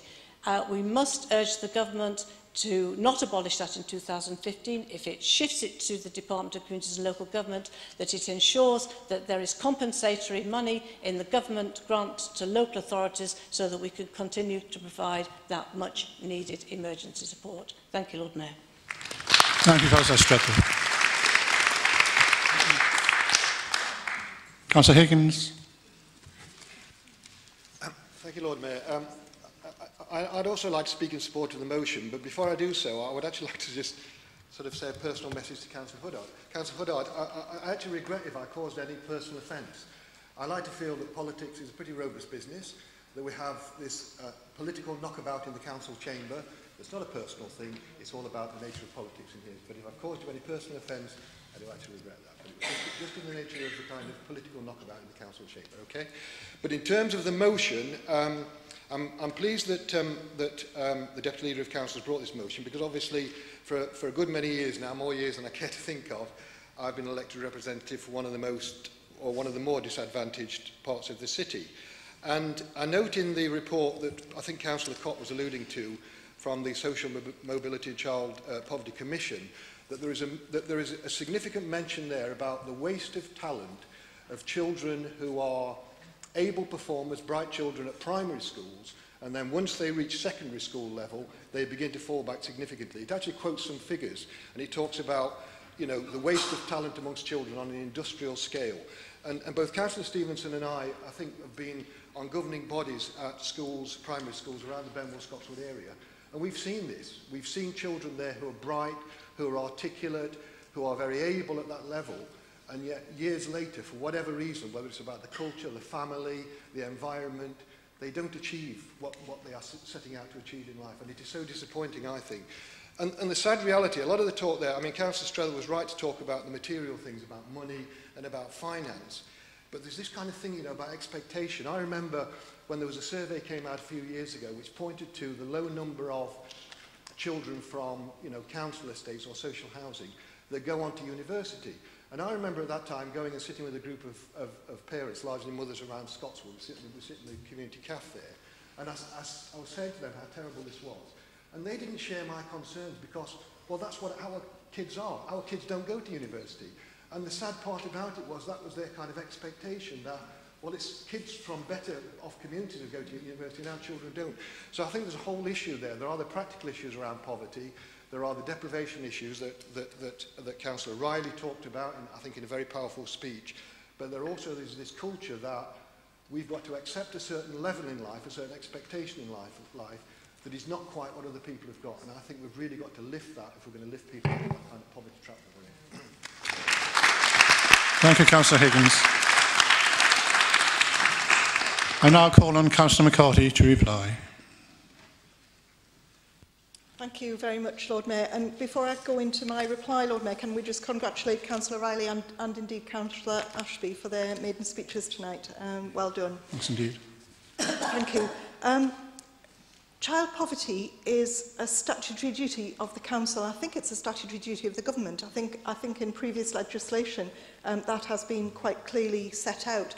And I think our view, certainly on this side of the Council chamber, is we want to work towards a more equal society. And it's sad that child poverty is going up rather than down.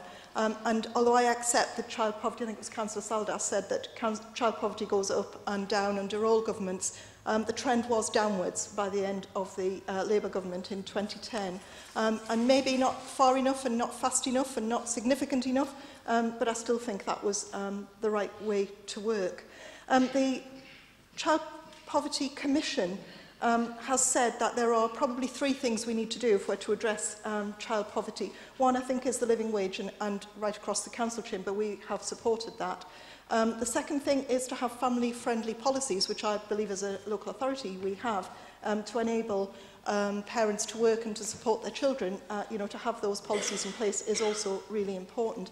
And the third thing which they highlight, Lord Mayor, is that when you are in work, that you need to have opportunities for promotion, progression. They call it progression.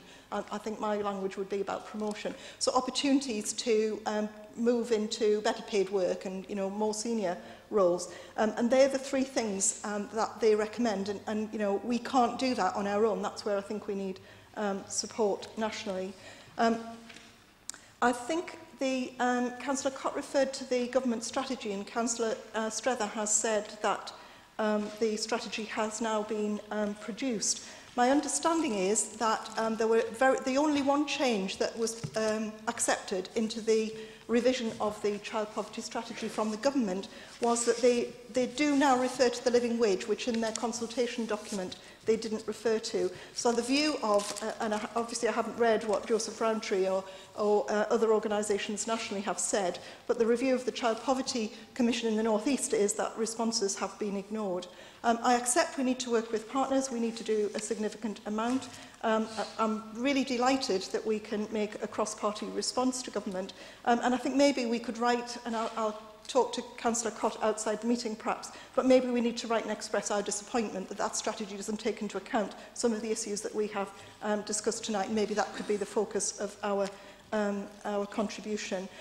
Two further comments, Lord Mayor. I'm really disappointed that Councillor Huddart talks massively about Europe and not about what we can do in Newcastle, because whilst I think we're European, actually what we can do in the city will benefit people in the city, and it's dreadful to blame parents.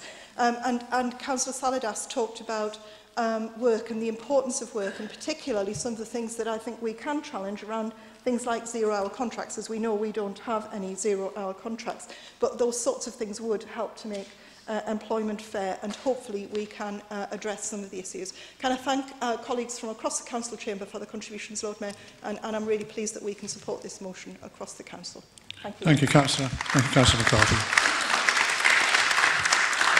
Is the motion agreed? That concludes tonight's business. Thank you very much.